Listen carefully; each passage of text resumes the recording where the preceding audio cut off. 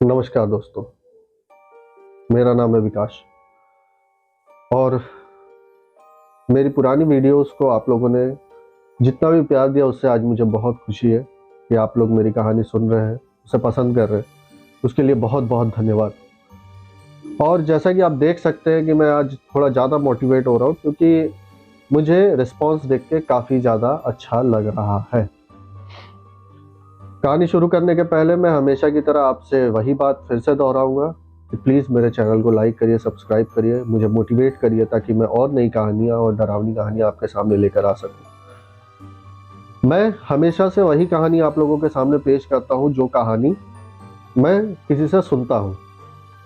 और अभी तक हालांकि मुझे किसी ने अपनी नई कहानी भेजी नहीं है, तो मैं अभी तक जितनी पुरानी कहानियाँ सुन रहा हूँ मैं उसी को आपके सामने पेश कर रहा हूँ।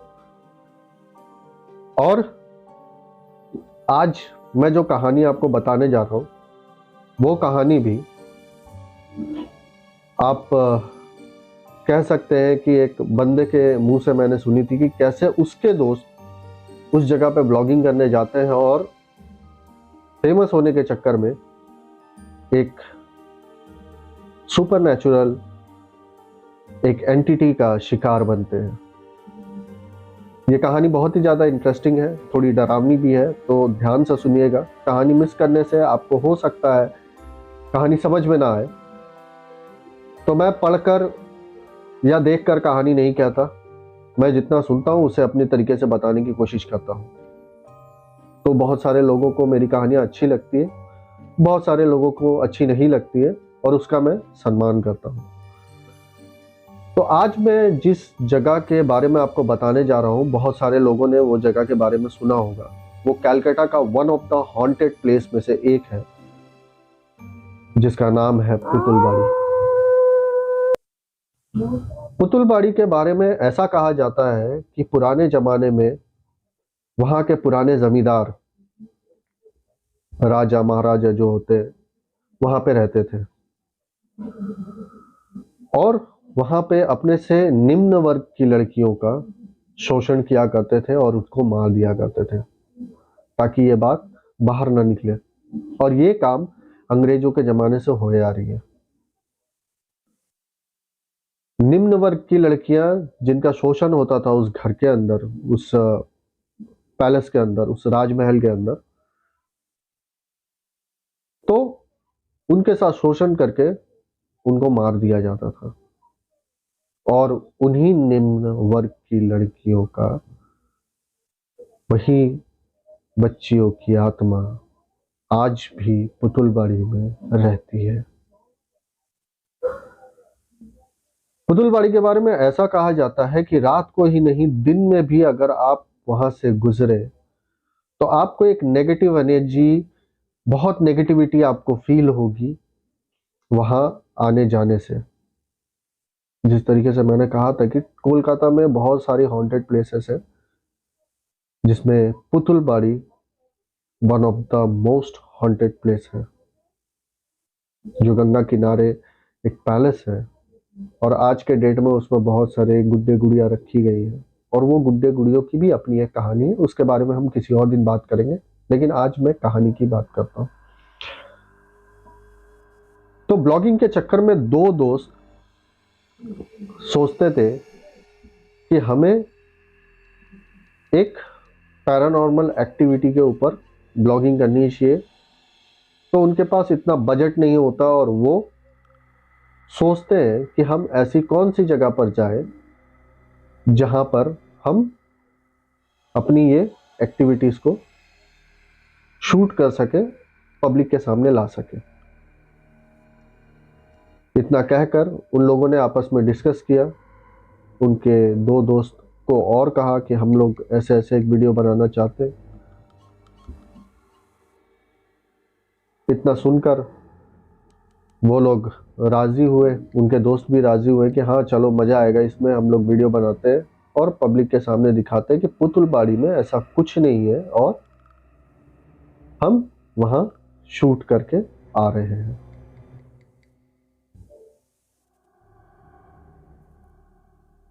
कुछ देर तक ऐसे ही चलता है और फाइनली वो दिन आता है जिस दिन वो लोग पुतुलबाड़ी में वीडियो बनाने जाते हैं। दिन के टाइम वो अपना सेटअप, अपना कैमरा वगैरह सब कुछ लेके पुतुलबाड़ी में जाते हैं और वीडियो शूट करते हैं। सुबह सुबह उनको ऐसा कुछ खास महसूस नहीं होता।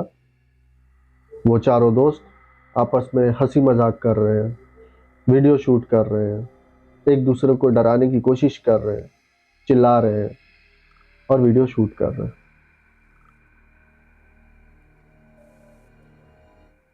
धीरे धीरे टाइम बीतता है और शाम होने लगती है। तो उनमें से उनका एक दोस्त कहता है कि भाई देखो, अब शाम हो रही है, अब हमको यहां से चलना चाहिए।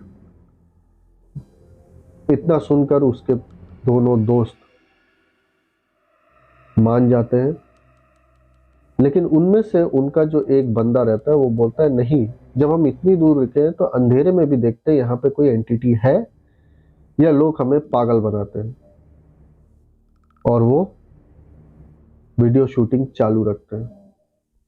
धीरे धीरे करके वो सीढ़ियों से ऊपर जाते हैं, ऊपर का ब्लॉक कंप्लीट करते हैं। उसके बाद वो जाते हैं छत पर, और ये उनके जिंदगी की सबसे बड़ी भूल है।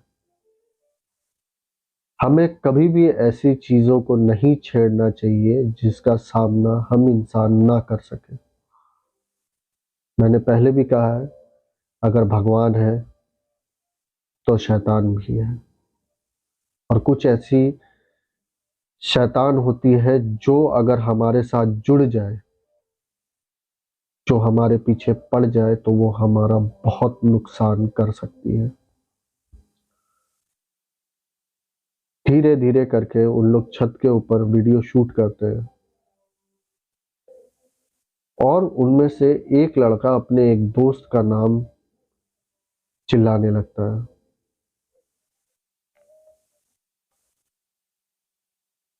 वो विवेक विवेक 2-3 बार करके चिल्लाता है,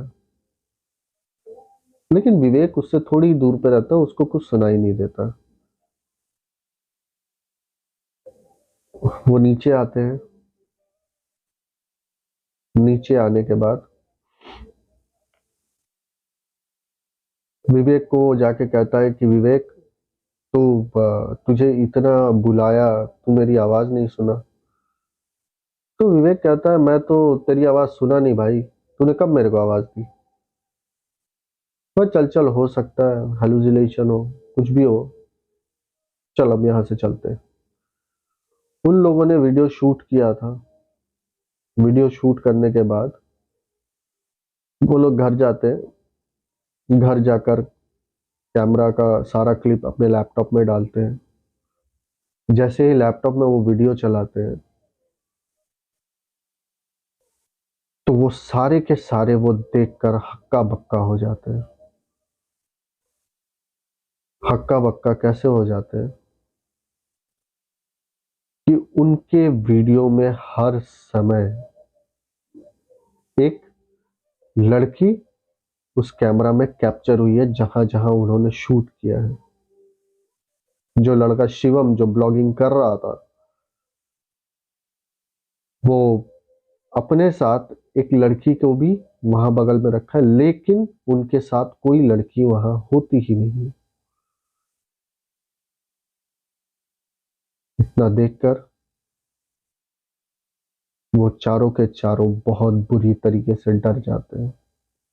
इतना डर जाते हैं कि वो उस वीडियो को आगे प्ले करना ही नहीं चाहते। यहाँ शिवम ये सब देखकर अपने उस दोस्त को कहता है, साले हमारे आने के पहले तूने सारा का सारा वीडियो एडिट करके रखा नहीं, अब जैसे ये सब करके रखा है वो हटा और वीडियो को अच्छे से एडिट कर, ताकि हम दुनिया को दिखा सके, यूट्यूब में डाल सके। इतना कहकर शिवम बाथरूम चला जाता है, और ये लोग वापस से जब वो वीडियो चलाने की कोशिश करते हैं, वो पूरा का पूरा फाइल डिलीट हो चुका है उनके लैपटॉप से। ना अब वो कैमरे के अंदर है, ना ही लैपटॉप के अंदर। इतना देखकर वो लोग घबरा जाते हैं। शिवम बाहर आता है। बाहर आने के बाद ये सारी चीजें देखकर उनसे कहता है कि यार हद हो गई मजाक की, तुम लोगों ने वो फाइल कहाँ छुपा कर रखा है, मुझे भी दिखाओ। यहाँ विवेक शिवम से कहता है, मम्मी की कसम भाई, मैंने सारी की सारी वीडियो लैपटॉप में रखी और मैंने डिलीट नहीं की है। पता नहीं कैसे ये सारी की सारी वीडियो यहाँ से डिलीट हो गई है। अनिरुद्ध और विकास ये दोनों भी कहते हैं कि भाई हमने भी वीडियो लैपटॉप में देखी है और ये सारी की सारी वीडियो डिलीट हो गई है। मैंने नाम चेंज किया है, मैं उनका एग्जैक्ट नाम नहीं बताना चाहता। इतना देखकर शिवम सोचता है कि यार ये सारे मेरे साथ प्रैंक कर रहे हैं, तो वो थोड़ा नाराज हो जाता है और खाना खाने चला जाता है। यहाँ विवेक, अनिरुद्ध और विकास तीनों आपस में डिस्कस कर रहे होते हैं और शिवम इन लोगों से इतना ज्यादा नाराज रहता है कि वो अगले कमरे में जाकर खाना खा के सो जाता है। सोने के बाद अनिरुद्ध, विकास और विवेक एक ही इस कमरे में सोए हैं और शिवम अकेले एक कमरे में सोया है, क्योंकि वो बहुत गुस्सा है, क्योंकि उसकी ब्लॉगिंग की सारी मेहनत वेस्ट हो गई है। ये लोग अपना यहाँ दारू वारू पी रहे, पार्टी कर रहे, करके अपना ये सो गए। रात के 2 बजे शिवम की नींद अचानक से खुलती है और शिवम को ऐसा महसूस होता है कि शायद उसके साथ उस कमरे में कोई और भी है। वो चेयर के ऊपर देखता है तो कोई आराम से बैठा हुआ है और चेयर को हिला रहा है, ऐसे सेमी सर्कल वाइज वो आस्ते आस्ते हिला रहा है और शिवम की तरफ देख रहा है। रूम में अंधेरा होने के कारण शिवम मुझसे कहता है, साले यहाँ पे आके रात को अब मेरे साथ गांड मस्ती कर रहा, जा वहां पे जाके सो जा। वो उठ के चले जाते हैं। शिवम फिर आंख बंद करता है। आधा घंटा ही हुआ था कि शिवम के कान में एक आवाज सुनाई देती है, विवेक, विवेक, विवेक। शिवम की नींद अचानक से खुलती है, वो हड़बड़ा कर उठता है। उसके शरीर में पूरे, उसके सर पे, शकल पे पसीने पसीने हो जाते हैं। खिड़की खुली हुई है, फैन चल रहा है, ठंडा का मौसम है। वो उठता है, बाहर जाता है, उस रूम में जाके लाइट ऑन करता है और उनको उठाता है और कहता है कि साले मेरे साथ क्यों ऐसा मजाक कर रहे हो, मैं अकेले सोया हुआ हूँ, तुमको फिर भी पता है मैं आज वहां से घूम कर आया हूँ, हम लोग सारे, और मैं यहाँ अकेले सोया हूँ, तुम लोग मुझे डरा रहे हो। तो वो कहता है कि भाई हम लोग तो यहाँ पे सोए हुए हैं, हम तो उठ के तेरे कमरे में ही नहीं गए। शिवम कहता है, अच्छा, साले अभी चेयर के ऊपर बैठ के कौन ऐसे ऐसे घूम रहा था, हिल रहा था। ये लोग भी सब शौक, हम लोगों ने कोई नहीं गया भाई, वो तेरा सपना होगा, तू देख रहा होगा। अच्छा चल, मेरा सपना वो ठीक है, लेकिन विवेक विवेक करके मेरे कान में क्यों चिल्ला रहे थे। बोल रहा है, भाई हम नहीं चिल्ला रहे थे, ना हम वहां गए हैं, ना हमें कुछ पता है। ये तीनों आपस में एक दूसरे की तरफ देखते हैं और शिवम को कहते हैं कि भाई तू आज यहीं सो जा, हम लोग एक साथ सो जाते हैं, सुबह देखते हैं क्या बात है। सुबह उठते हैं, सबसे पहले अनिरुद्ध बाथरूम की तरफ जाता है तो देखता है शिवम के रूम का गेट खुला हुआ है। वो जैसे ही शिवम के रूम का गेट खोलता और दौड़ के आके अपने दोस्तों को उठाता और कहता है कि देखो वहां क्या हुआ। वहां शिवम के रूम का सारा सामान बिखरा पड़ा हुआ है। ये तीनों वहां अनिरुद्ध के साथ जाते हैं और जैसे ही रूम में देखते हैं, कहते हैं कि यार ये रात को तूने क्या किया है शिवम, नींद में सारा सामान अपना बिखरा पड़ा हुआ, कपड़े कहीं पड़े, जूते कहीं पकड़े, किताबें वगैरह ऐसे फेंक के रखा है। ये बॉल भी तूने तोड़ दिया है, ये क्या क्या कर रहा है तू? कहता भाई मैं तो रात को तुम्हारे पास ही डायरेक्ट बिस्तर से उठ के आ गया, मुझे तो पता भी नहीं। तभी एक काला कौवा आके वहां बैठता है और उन्हें घूरने लगता है। अब बंगालीज ये सब चीज बहुत ज्यादा मानते हैं, काले कौवा का आना, काली बिल्ली का आना, ये उसे अच्छा संकेत नहीं मानते। और हमारे पुराने बुजुर्ग भी कह चुके हैं कि ऐसी अगर कोई चीज तुम्हें दिखे या ऐसा कुछ हो तो थोड़ा सतर्क रहो, सावधान रहो, क्या पता क्या हो। कभी कभी कुछ होता भी है और कभी कभी कुछ नहीं भी होता है। अब काली बिल्ली ने रास्ता काटा, अगर आपके साथ बुरा हुआ तो आप मानोगे कि हाँ काली बिल्ली के रास्ता काटने से बुरा होता है, और उसने रास्ता काटा और आपका अगर अच्छा होता है तो फिर आप ये मानोगे ये सारी बातें अंधविश्वास है, जो लोग कहते हैं काली बिल्ली के रास्ता काटने से दिन खराब होता है। तो ये अपने अपने ऊपर होती है, अपने अपने मानने की बात होती है। उस दिन सारे के सारे दोस्त बहुत टेंशन में थे।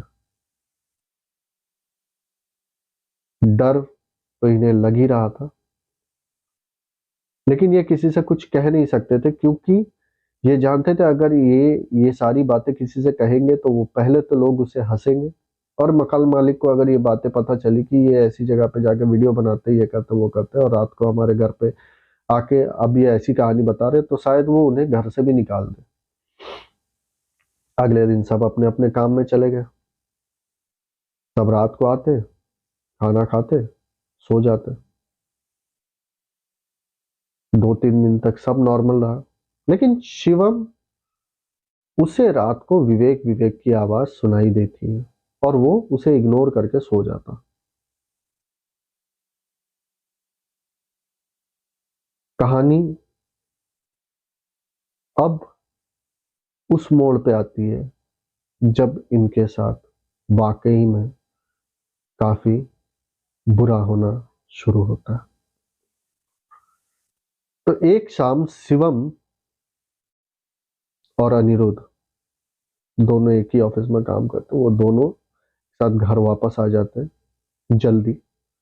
अनिरुद्ध नहाने जाता है और शिवम कहता है मुझे बहुत भूख लग रही है, मुझे कुछ खाना है। तो शिवम कहता है रात का चिकन रखा होगा, उसे निकाल के पका ले और पका के खा ले।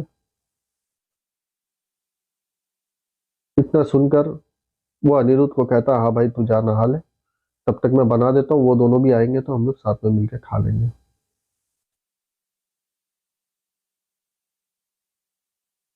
अनिरुद्ध नहाने जाता है, नहाकर वापस आता है।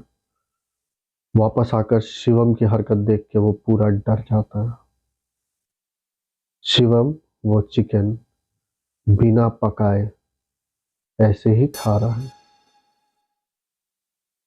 और एक डेविल टोन में, मतलब अजीब से टोन में अनिरुद्ध को कहता है यार ये बड़ा टेस्टी है, खा तू भी खा ले।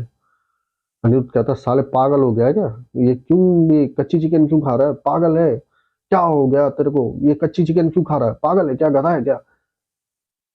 बोला ना तेरे को ये अच्छी लग रही है, आके बैठ के खा। और इतना कहकर वापस से वो चिकन खाना शुरू कर देता। अनिरुद्ध बिल्कुल डर जाता और धीरे धीरे गेट के पास जाता है,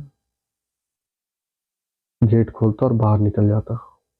और तब तक वो घर के अंदर नहीं आ जाता जब तक उसके दोनों दोस्त विकास और विवेक ऊपर नहीं आते उसके संग। वापस से वो लोग उसे कहते हैं अरे अनिरुद्ध बाहर क्यों खड़ा? अच्छा भाई मैं जल्दी जल्दी में आ गया हूँ, जहां से वहां से एक डब्बी सिगरेट लेके आ जा, अभी सुट्टा भी तो मारेंगे, खाना क्या पका रहा? ये कहता है कि भाई सुट्टा वगैरह बाद में, अभी चल पहले भीतर। तो क्यों? शिवम वहां बैठ के कच्ची चिकन खा रहा। ऐसा साले पागल साले, क्या झूठ झूठ बात बोल रहा है, ऐसा कभी हो सकता है क्या, वो कच्ची चिकन खाएगा? छी साले, ऐसे कभी होता है क्या? बोला श्योर ऑन भाई भगवान की कसम, जाके देख वो क्या कर रहा है। ये लोग भीतर जाते हैं, चिकन कच्ची आधी कटी हुई उसी तरीके से प्लेट में रखी है, शिवम के मुंह पे पूरा खून लगा हुआ है। और वो अगले कमरे में बैठ के, मतलब पलथरी मार के, क्या बोलते हैं, जैसे जमीन में बैठा जाता है ना पाँव को मोड़ कर, वैसे बैठा हुआ है और कुछ बकबक किए जा रहा है, कुछ मंत्र ऐसे ही कुछ बके जा रहा है। वो सारे लोग जाते हैं, जाके शिवम को देखते हैं। विवेक जोर से चिल्लाता है, अबे शिवम क्या कर रहा है साले, पागल है क्या, क्या हुआ। अचानक से शिवम को एक झटका लगता है, वो विवेक की तरफ देखे, बोला क्या हुआ भाई, क्यों चिल्ला रहा। बोला साले शाम से तेरा नाटक देख रहा हूँ, वहां पे बैठ के कच्ची चिकन खा रहा है अनिरुद्ध कह रहा है, और तू साले यहाँ पे बैठा हुआ, क्या चल क्या रहा है, ये सब क्या बकबक किए जा रहा। बोलता मैं कच्ची चिकन खा रहा है, साले क्या बक रहा। बोलता उठ चल दिखाता हूँ तेरे को। जाते हैं, जाके प्लेट वगैरह ऐसे ही फैला हुआ है, तो ये देख। शिवम कहता है साले तुम्हारे मजाक करने के दिन अभी गए नहीं है, हाँ, क्या पागल समझ के रखा है क्या मेरे को। उस दिन से देख रहा हूँ, रात को तुम चेयर पे बैठते हो, मेरे को कहते हो चेयर पे नहीं बैठे हो, विवेक विवेक चिल्लाते हो साले, और मुझे कहते हो कि मुझे सपना दिख रहा है। अभी ऐसी ही कुछ प्लेट में ऐसे चिकन बिखेर के चम्मच से काट के मुझे कह रहे हो मैं कच्चा चिकन खा रहा हूँ। मैं क्या कुत्ता हूँ क्या, या जानवर हूँ जो कच्चा चिकन खाऊंगा। ये सब लोग फिर से स्टंट, ये क्या अभी खा रहा था, अभी ये ऐसे बातें कर रहा है, कुछ समझ में नहीं आ रहा है क्या हुआ। वो कहता है भाई मुझे लगता है कि तुझे डॉक्टर के पास जाना चाहिए, तेरी हरकतें सच में सही नहीं है। शिवम कहता है भाई मुझे लगता है कि तुम लोगों को अपना इलाज कराना चाहिए, क्योंकि मैं तो ठीक हूं, तुम साले पागल बना रहे हो मुझे, सारे के सारे मिलकर मेरे साथ प्रैंक कर रहे हो। अगर कोई वीडियो वगैरह शूट कर रहे हो तो मुझे दिखा दो, क्योंकि अगर बाद में वो चीज तुम लोगों ने यूट्यूब में डाली तो मैं बहुत बुरा कर दूंगा तुम्हारे साथ। इतने में अ, उनके एक फ्रेंड का फोन बजता है, और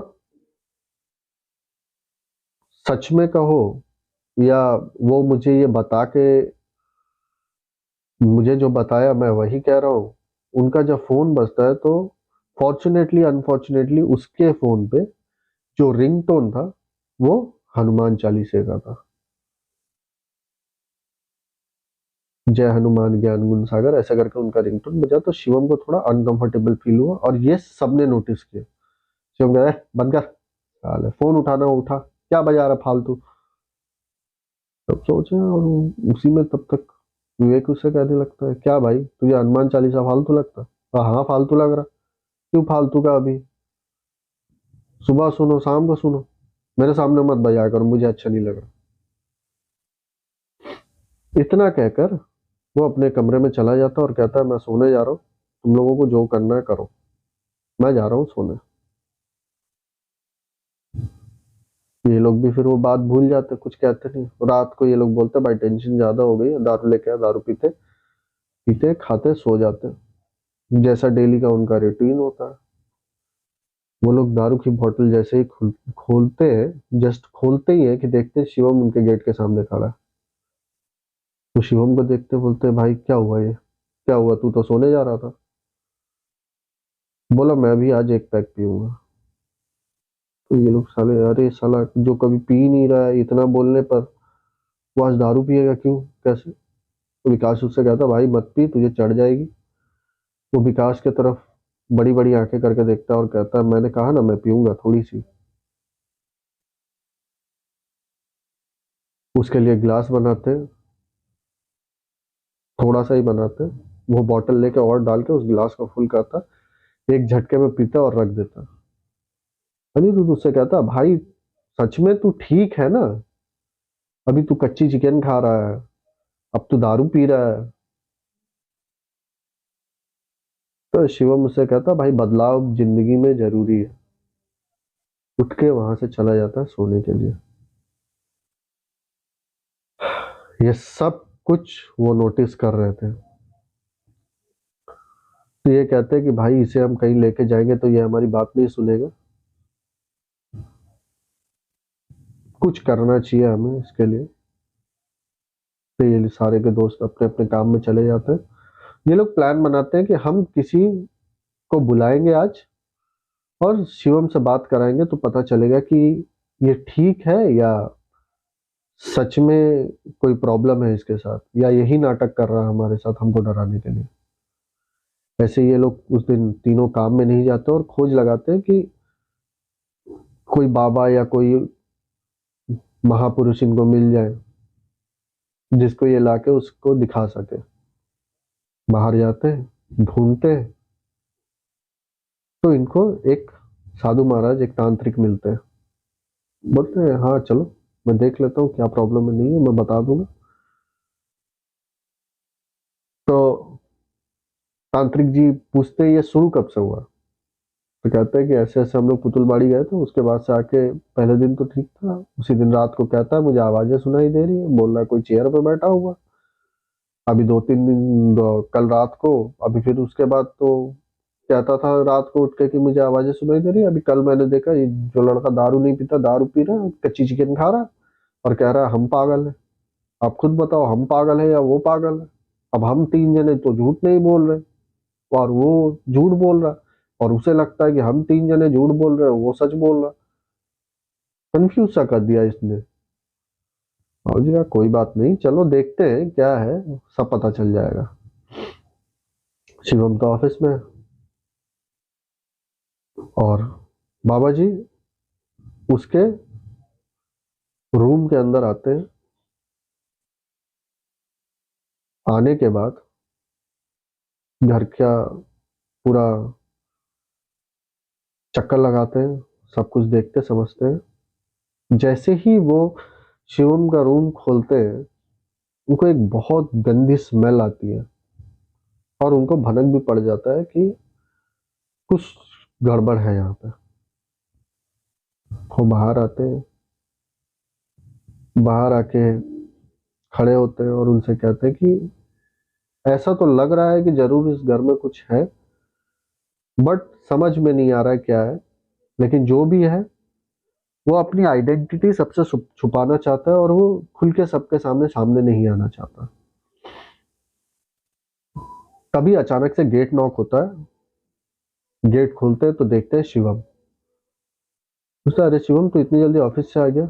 शिवम गुस्से में पूछता है क्या तुम यहाँ पे किसी को लेकर आए हो। बोलता है हम किसी को लेकर आए। शिवम फिर से पूछता है मैं तुमसे पूछ रहा हूँ क्या तुम यहाँ पे किसी को लेकर आए हो। इतना कहते ही ये लोग बोलते हैं कि अरे क्या बात क्या है बोल।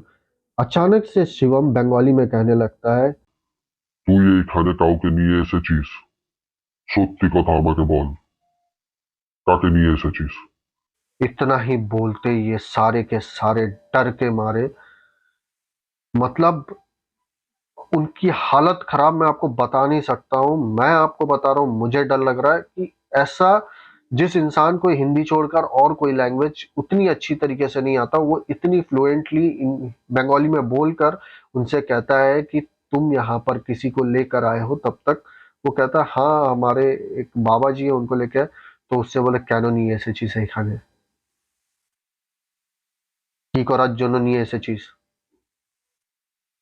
क्यों लेकर आए हो यहाँ पे, किस लिए लेकर आए हो, तुम जानना चाहते हो क्या मैं कौन हूं, किस लिए लेकर आए हो। इतना सुनकर वो सारे के सारे लड़के बाबा जी को आवाज देते हैं बाबा जी जल्दी आइए देखिए कैसे बातें कर रहा। बाबा जी जैसे ही आते हैं उसे देखते हैं, बोलते हैं आओ भीतर आओ बैठो। शिवम कहता मैं तो भीतर जाऊंगा पहले तू बाहर निकल, मुझे मेरे घर में मेरे दोस्तों के अलावा और कोई नहीं चाहिए। बाबा जी बोल रहे हैं कि हम भी दोस्त ही हैं, आप आओ भीतर तो बैठो। बोला मैंने कहा ना तू सब बाहर निकल, वरना मैं पुलिस बुलाने पर मजबूर हो जाऊंगा, मेरे घर पे मुझे कोई नहीं चाहिए, बाहर निकल। बाबा जी बाहर जाते हैं, पीछे पीछे ये तीनों भी जाते हैं और शिवम रूम के अंदर जाके गेट को भीतर से बंद कर देता है। ये लोग नीचे तीनों जाकर कहते हैं कि बाबा जी क्या हुआ है यहाँ। बोला है कि देख तेरे दोस्त के साथ कोई बुरी साया अटैच्ड हो गई है और वो सिर्फ तुम चारों के साथ ही है। वो बाहर में किसी को भी अपना इंट्रोडक्शन नहीं देना चाहते। तो बाबा जी अब क्या करें? ये एंटिटी इतनी हार्ड है कि वो तुम लोगों में से किसी ना किसी को तो अपने साथ लेकर जाना चाहती है।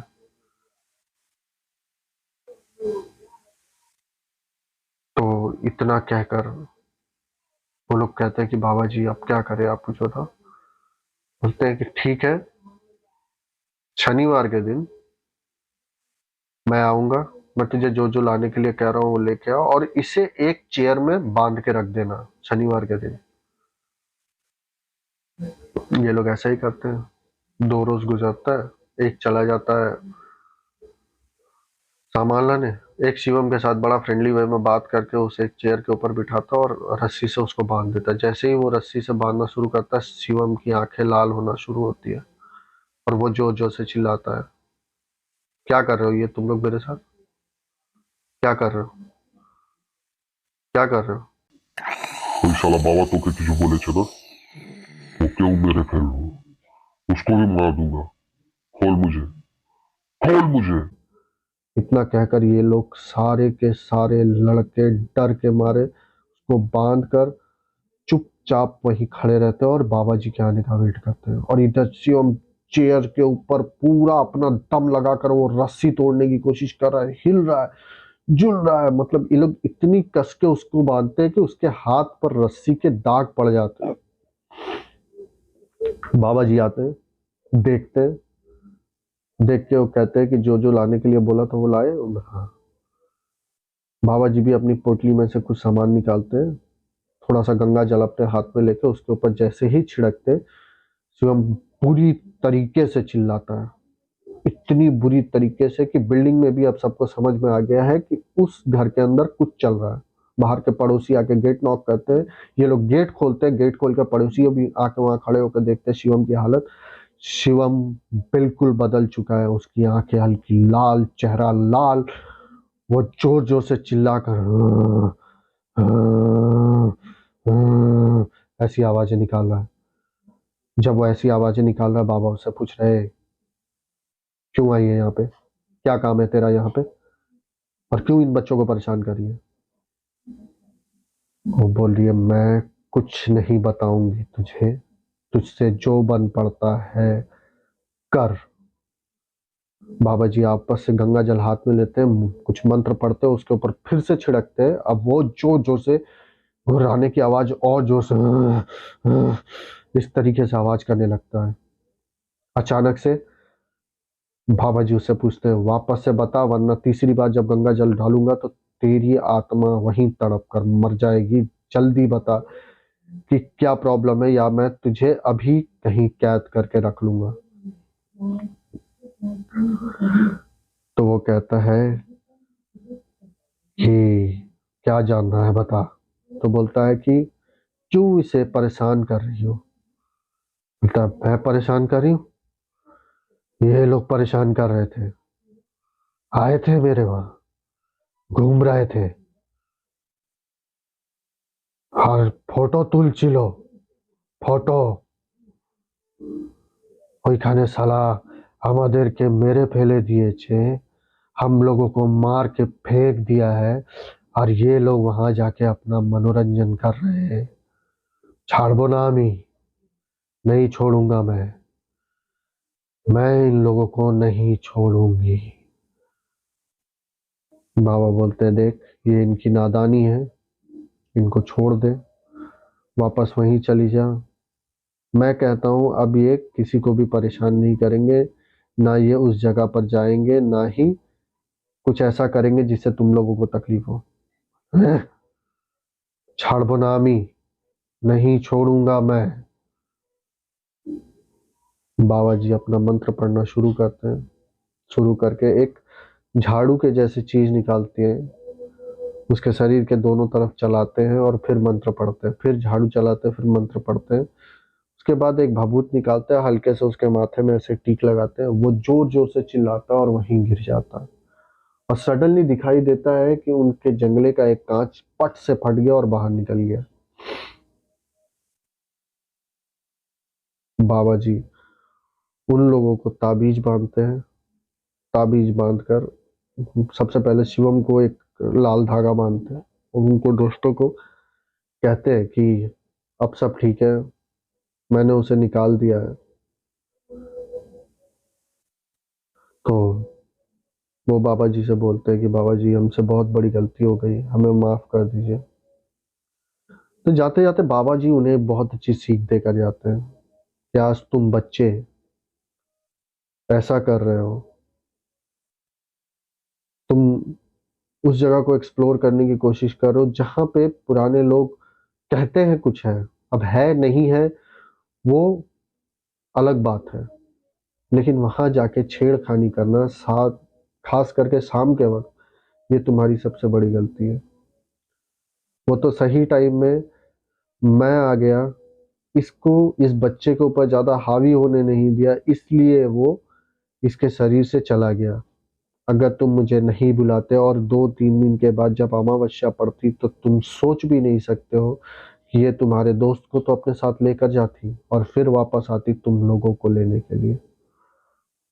ये सारा हाल सबने देखा। बाबा जी को उनकी दक्षिणा दी, कुछ पैसे दिए, कहा कि थैंक यू वेरी मच।